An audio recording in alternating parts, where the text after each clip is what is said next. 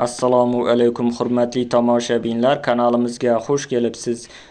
Bugungi videomizda talabalar uchun muhim bo'lgan yangilikni e'tiboringizga havola etamiz. Videoni oxirigacha ko'ring va fikr-mulohazalaringizni videoning izohlar qismida yozib ketishni unutmang.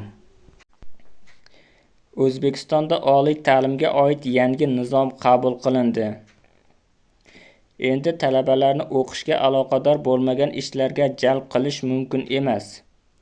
Adliya vazirligi ro'yxatidan o'tkazilgan yangi nizomga ko'ra, oliy ta'lim tizimida talabalarning huquq va majburiyatlari aniq belgilab berildi. Xususan, ular ta'lim sifati bo'yicha taklif kiritish, muhokamalarda qatnashish va bepul axborot resurslaridan foydalanish huquqiga ega. Eng muhimi, oliygohlarda talabalarni o'qishga aloqasi bo'lmagan ishlarga jalb qilish taqiqlandi. Shuningdek, ta'lim jarayoni kredit moduli tizimi asosida tashkil etilib, talabalarga xalqaro dasturlarda ishtirok etish imkoniyati ham yaratiladi. Videomiz yoqqan bo'lsa, like bosing, kanalimizga obuna bo'ling. Manba: darakchi.uz sayti.